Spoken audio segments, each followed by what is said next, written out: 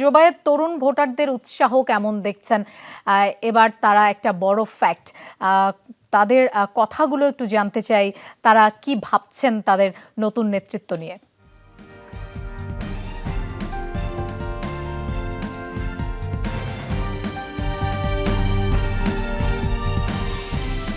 জোবায়েদ, আপনি আমাকে শুনতে পাচ্ছেন?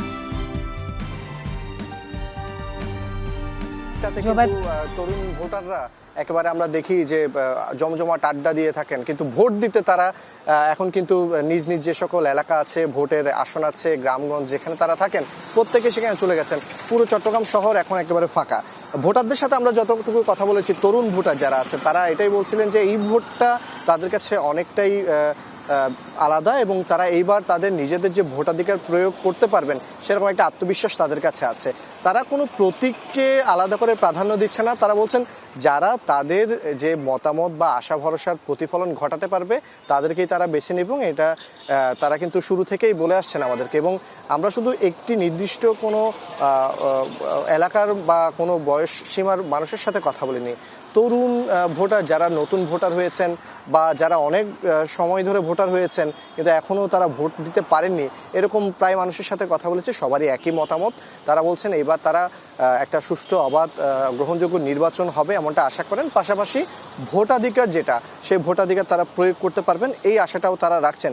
এবং এখন পর্যন্ত চট্টগ্রামে সেরকম কোনো সহিংসতা, হানাহানি কিংবা আচরণবিধি লঙ্ঘনের ঘটনা যেহেতু ঘটেনি, তারা এবার আশা করছেন যে প্রার্থীদেরকে তারা যোগ্য প্রার্থীকে বেছে নিতে অনেকটাই সফল হবেন। কারণ চট্টগ্রামে যারা প্রার্থী ছিলেন তারা নিজেদের সহিষ্ণুতার প্রমাণ দিয়েছেন, তারা নিজের ধৈর্যের প্রমাণ দিয়েছেন।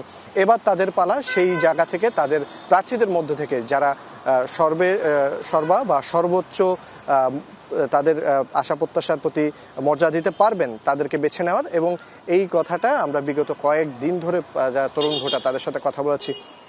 তরুণ ভোটারদের আরেকটি অংশ কিন্তু নারী, এবং সেই নারী ভোটাররাও কিন্তু এবার বলছেন যে কোনো রকম গুজবে তারা কান দিবেন না, কোনো রকম অপতৎপরতাতেও তারা এবার ফাঁসছেন না।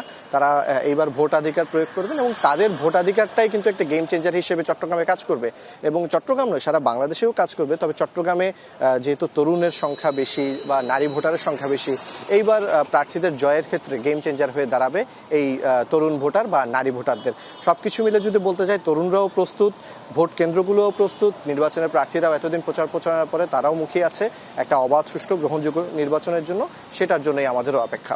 পুরো দেশ আসলে সেটার দিকেই তাকিয়ে আছে এবং তরুণরা যেটা বলছে যে তারা ভোটাধিকার প্রয়োগ করতে পারবেন এবং দীর্ঘদিন পরেই অনেকে তাদের ভোটটা দিতে পারছেন। ধন্যবাদ আমাদের সাথে যোগ দেবার জন্য।